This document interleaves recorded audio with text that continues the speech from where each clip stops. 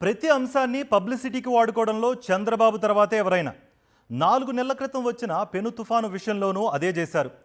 టెక్నాలజీని ఉపయోగించి విపత్తును తరిమికొట్టామంటూ పోటీలు పడి మరీ డప్పు కొట్టుకున్నారు.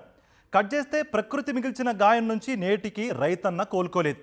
అండగా నిలవాల్సిన కూటమి ప్రభుత్వం చేతులెత్తేసింది. ఏపీలో మోంతా తుఫాన్ కారణంగా రైతులకు నష్టపరిహారం అందించడంలో కూటమి సర్కార్ దారుణంగా వైఫల్యం చెందిన వైనంపై సాక్షి టీవీ ప్రత్యేక కథనం చూద్దాం. మోంతా తుఫాను బాధిత రైతులకు కూటమి ప్రభుత్వం మొండి చేయి చూపించింది. గత ఏడాది అక్టోబర్ నెలాఖరులో ఏపీపై మోంతా తుఫాను పంజా విసిరింది.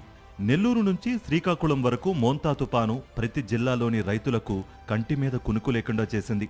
తుఫాను బీభత్సానికి రాష్ట్రం మొత్తం అతలాకుతలమైపోయింది. చాలా ప్రాంతాల్లో ఇళ్లు నీట మునిగాయి. పంట పొలాలు నాశనమయ్యాయి. రోడ్లు, రైల్వే ట్రాకులు తెగిపోయాయి. మరో 20 రోజుల్లో కోతకు సిద్ధంగా ఉన్న వరి పొలాలు నిండా మునిగిపోయాయి. బలమైన గాలులతో విరుచుకుపడిన తుఫాను కారణంగా వ్యవసాయ, ఉద్యానవన పంటలు తీవ్రంగా దెబ్బతిన్నాయి.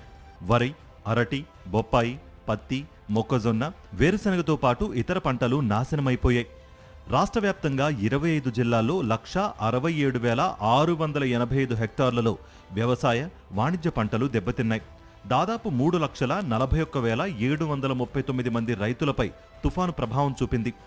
తుఫాను కారణంగా 17 శాఖల్లో 5,244 కోట్ల రూపాయల నష్టం వాటిల్లిందని ప్రభుత్వం ప్రాథమిక నివేదిక తయారు చేసింది.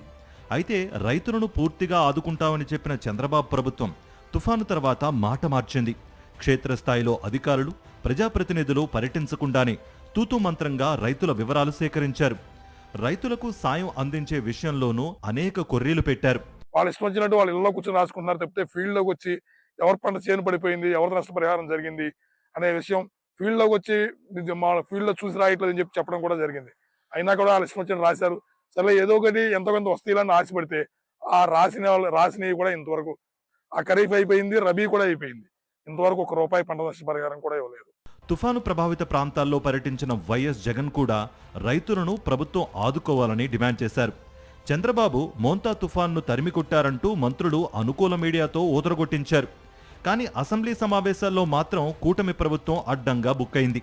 వైఎస్ఆర్సీపీ ఎమ్మెల్సీలు అడిగిన ప్రశ్నలకు ఎన్ని హెక్టార్లలో ఏ పంటలకు నష్టం వాటిల్లిందో సమాచారం ఇచ్చిన ప్రభుత్వం రైతులను ఆదుకోవడానికి తీసుకున్న చర్యలేమిటో చెప్పలేకపోయింది. నష్టపరిహారం ఇచ్చారా లేదా అని అడిగిన ప్రశ్నకు దొంక తిరుగుడు సమాధానం ఇచ్చింది. గత 6 నెలల క్రితం మోందా తుఫాన్ వచ్చి అరటి తోటలు కానీ, కూరగాయ తోటలు కానీ మా ఏరియా అంతా కూడా పూర్తిగా దెబ్బతింది.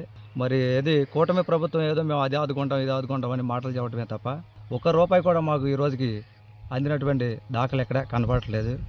ఏపీ వ్యాప్తంగా మోంతా తుఫాను కారణంగా వ్యవసాయ పంటలకు 390.32 కోట్ల రూపాయలు, ఉద్యానవన పంటలకు 20.90 కోట్ల రూపాయలు, పట్టుపురుగుల పంటకు 4.43 లక్షలతో పాటు ఇతర పంటలు కలిపి మొత్తంగా 410.99 కోట్ల రూపాయల ఇన్పుట్ సబ్సిడీ మంజూరు చేసే విషయం పరిశీలనలో ఉందని చంద్రబాబు రైతులకు చెప్పిన మోసాన్ని అసెంబ్లీ సాక్షిగా ఒప్పుకున్నారు కూటమి నేతలు.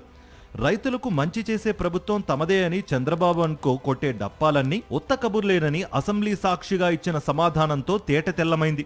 ఇప్పటికైనా నష్టపరిహారం చెల్లించి ప్రభుత్వం ఆదుకోవాలని కోరుతున్నారు రైతన్నలు.